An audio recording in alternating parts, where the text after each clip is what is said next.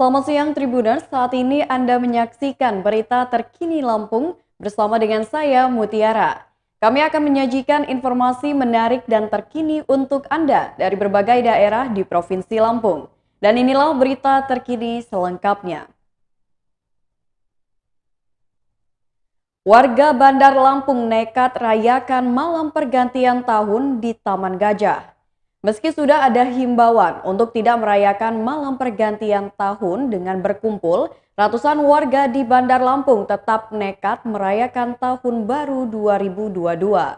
Ratusan warga dari mulai muda-mudi hingga orang dewasa berkumpul di Taman Gajah Bandar Lampung pada Sabtu dini hari, yakni pada tanggal 1 Januari 2022. Akibatnya terjadi penumpukan massa dan penumpukan kendaraan di jalanan di kawasan Taman Gajah. Mereka meminta aparat membuka jalan yang ditutup oleh aparat kepolisian. Salah satunya akses menuju ke Tugu Adipura yang menjadi pusat kota Bandar Lampung. Beberapa menit berselang setelah pergantian malam tahun 2022, para masyarakat nekat menerobos markas sebagai penutup jalan. Petugas kepolisian dan Dishub Bandar Lampung pun tak dapat membendung aksi masyarakat tersebut. Petugas yang bersiaga di titik penutupan jalan tersebut langsung menghindari para pengendara uang menerobos penutup jalan.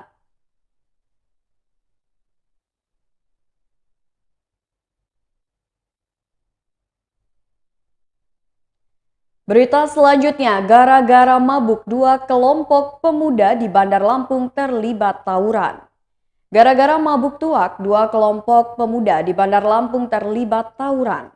Awalnya keributan antara dua kelompok ini terjadi di depan arena biliar Jalan Dr. Susilo, Kelurahan Sumur Batu, Kecamatan Teluk Betung Utara, Bandar Lampung pada Rabu 29 Desember 2021 petang. Tak berhenti sampai di situ. Tawuran antara kelompok Apriyadi dan Doni ini berlanjut ke Taman Hutan Kera, Sumur Batu. Dari informasi yang dihimpun Tribun Lampung, kejadian tersebut bermula saat Apriyadi berusia 19 tahun bersama 7 orang temannya datang ke tempat biliar yang berada di Hotel Marco Polo. Di tempat yang sama ada Doni bersama 9 temannya yang juga sedang bermain biliar. Saat sedang asyik bermain biliar, tiba-tiba salah satu teman Apriyadi melihat ke arah teman Doni. Ia bertanya dengan nada tinggi. Hal ini membuat kedua kelompok terlibat adu mulut. Keributan di area biliar itu sempat dilerai oleh karyawan Hotel Marco Polo. Namun, teman Apriyadi tak terima atas kejadian tersebut. Mereka sengaja menunggu kedatangan rombongan Doni di areal parkiran motor.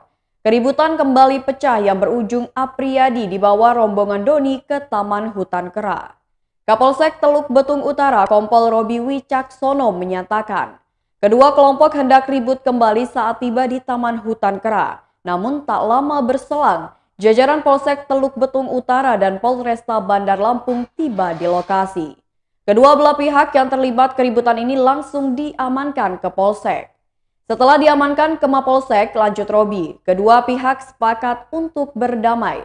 Selanjutnya Polsek Teluk Betung Utara menghubungi Kapolsek Teluk Betung Selatan dan Kapolsek Teluk Betung Timur untuk menjemput para pemuda tersebut.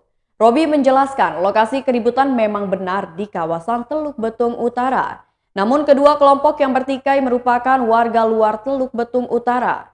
Apriyadi dan 7 orang temannya ini merupakan warga Teluk Betung Timur, sedangkan Doni bersama 9 orang temannya merupakan warga Teluk Betung Selatan. Robi menjelaskan keributan kedua kelompok pemuda ini hanya dikarenakan salah paham. Selain itu, ada salah satu orang yang berada di bawah pengaruh minuman keras.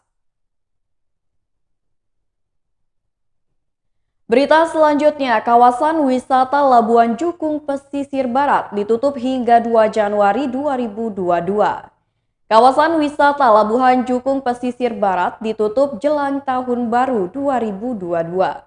Penutupan tersebut berdasarkan surat edaran Bupati Pesisir Barat tentang pencegahan dan penanggulangan coronavirus disease 2019 atau COVID-19 pada saat Natal 2021 dan Tahun Baru 2022.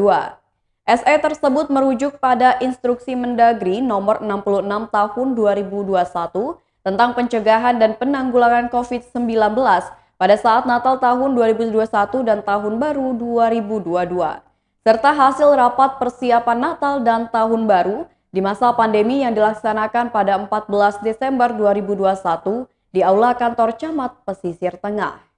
Sekretaris Dinas Pariwisata Pesisir Barat Hudri mengatakan, terdapat 6 poin instruksi dalam SE tersebut. Pelaksanaan pembatasan kegiatan masyarakat pada 24 Desember 2021 hingga 2 Januari 2022, yaitu pertunjukan seni budaya dan olahraga yang dapat berpotensi menimbulkan penularan COVID-19 dilakukan tanpa penonton. Yang bukan perayaan Nataru tetapi menimbulkan kerumunan dilakukan dengan protokol kesehatan COVID-19 serta dihadiri tidak lebih dari 50 orang.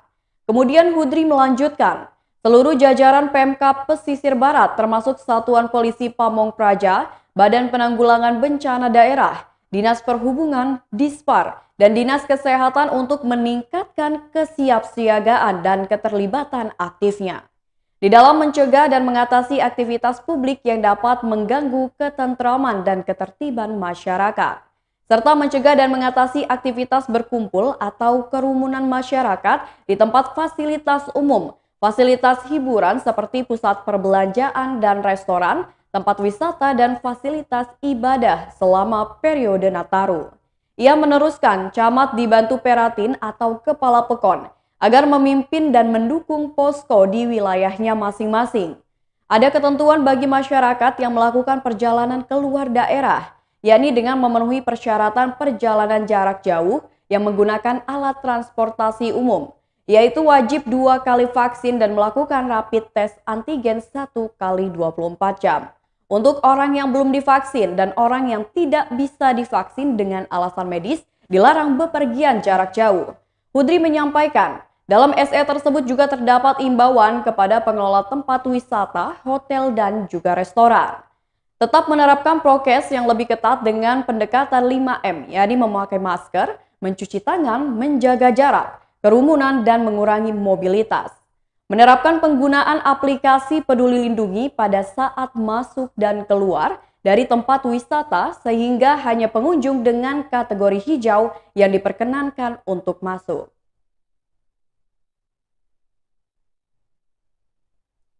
Berita selanjutnya, Tahun Baru 2022, tempat wisata di Metro tetap buka. Tempat wisata di Metro diperbolehkan untuk buka saat perayaan Tahun Baru 2022. Asisten 2 Setkot Metro Yeri Ehwan mengungkapkan, tidak ada penutupan.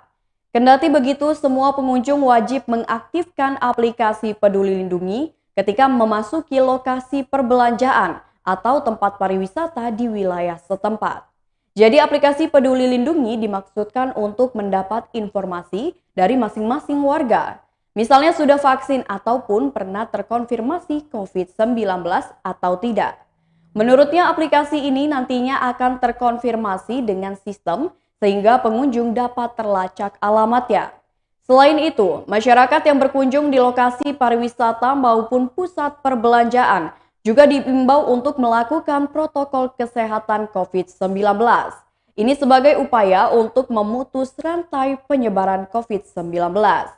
Selain memang warga diminta untuk mengaktifkan aplikasi Peduli Lindungi, masyarakat tetap dihimbau untuk menghindari kerumunan. Sementara itu pada malam Tahun Baru, masyarakat dilarang menggelar perayaan yang memicu kerumunan. Karenanya di lokasi rawan kerumunan akan dijaga oleh aparat keamanan. Untuk Taman Merdeka dan lapangan Samber tidak ditutup, tapi masyarakat dilarang untuk melakukan kegiatan yang menyebabkan kerumunan. Rekayasa lalu lintas juga diterapkan untuk mengurai kemacetan oleh pihak kepolisian. Berita selanjutnya, kasus dugaan korupsi Kakon Waikunyir dilimpahkan ke Kejari Pringsewu. Penyidik kepolisian Resort Pringsewu tengah mempersiapkan pelimpahan tahap 2 perkara dugaan korupsi yang menyeret Kepala Pekon Waikunyir, Kecamatan Pagelaran Utara, Kabupaten Pringsewu, Lampung. Kapolres Pringsewu AKBP Rio Cahyowidi mengungkapkan, terkait pelimpahan tersebut telah dikomunikasikan Kasat Reskrim Polres Pringsewu, yakni Ibtu Fealbo Adigo Mayora Pranata, ke Kejaksaan Negeri Pringsewu. Perkara tersebut sudah ditindaklanjuti dan menunggu tahap kedua. Ditambahkan Rio, hasil koordinasi terakhir dengan Kejaksaan Negeri Pringsewu, pelimpahan dilaksanakan di awal tahun 2022 nanti. Sebelumnya diberitakan unit Tipikor Satreskrim Polres Pringsewu melakukan penahanan terhadap Suparman berusia 44 tahun yang merupakan Kepala Pekon Waikunyir Kecamatan Pagelaran Utara, Kabupaten Pringsewu, Lampung pada Kamis 23 Desember 2021. Kasat Reskrim Polres Pringsewu Ibtu Feobo Adigo Mayora Pranata mengungkapkan, penahanan tersebut dilakukan atas dugaan korupsi anggaran pendapatan belanja Pekon Waikunyir tahun anggaran 2019. Kerugian negara dalam perkara tersebut yakni sebesar 280 jutaan rupiah. Feabo mengungkapkan Pekon Waikunyir menerima kucuran APB sebesar 1 miliar rupiah. Dana tersebut berasal dari beberapa sumber, antara lain dana desa sebesar 995 jutaan bagi hasil pajak dan retribusi sebesar 18 jutaan, alokasi dana Pekon 512 jutaan, dan pendapat lain-lainnya yakni 57 jutaan. Namun dalam penggunaannya, tersangka diduga melakukan pengelolaan pendapatan dan belanja Pekon tidak sesuai dengan ketentuan untuk mendapat keuntungan pribadi. Namun dalam pelaksanaan tersangka diduga melakukan pengelolaan dana desa tidak sesuai. Selanjutnya, tersangka selaku kuasa pengguna anggaran atau KPA mengelola APB tanpa melibatkan bendahara. Modus pelaku menguntungkan diri sendiri antara lain membuat nota belanja fiktif dan markup harga belanja barang. Setelah dilakukan perhitungan oleh tim audit Inspektorat Kabupaten Pringsewu, terdapat kerugian negara sebesar 280 juta rupiah. Atas perbuatannya tersebut, Suparman dikenakan pasal 2 dan pasal 3 Undang-Undang Nomor 31 Tahun 1999 tentang pemberantasan tindak pidana korupsi dan UU Nomor 20 Tahun 2021 dengan ancaman 20 tahun penjara.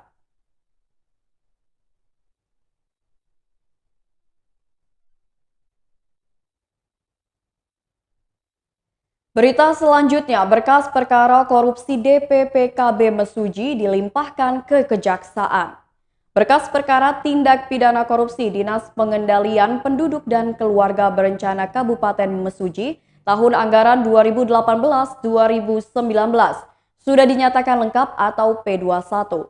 Pelimpahan tersangka S. Bowo Sriwanto beserta barang bukti pun sudah dilakukan penyidik Subdit 3 Tipikor Diskrimsus Polda Lampung ke Kejati Lampung pada Kamis 30 Desember 2021 kemarin. Hal tersebut dibenarkan oleh Dirkrimsus Polda Lampung Kombes Pol Ari Rahman Nafarin. Menurut Ari, pihak Kejati Lampung segera melimpahkan tersangka dan barang bukti ke Kejari Tulang Bawang. Sehubungan perkara telah dinyatakan lengkap, maka tersangka dan barang bukti diserah terimakan ke Kejaksaan Tinggi Lampung untuk selanjutnya dilimpahkan ke Kejari Tulang Bawang sesuai lokus delikti.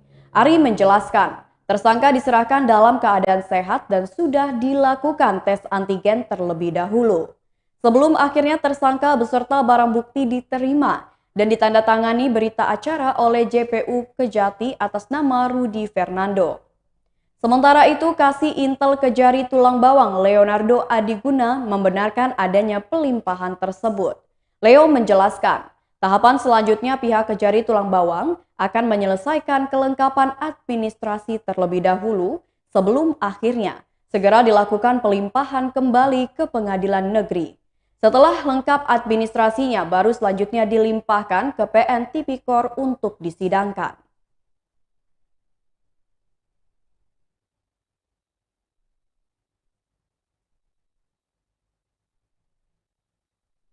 Baiklah Tribuners, itulah berita terkini Lampung bersama dengan saya Mutiara. Selamat siang dan sampai jumpa.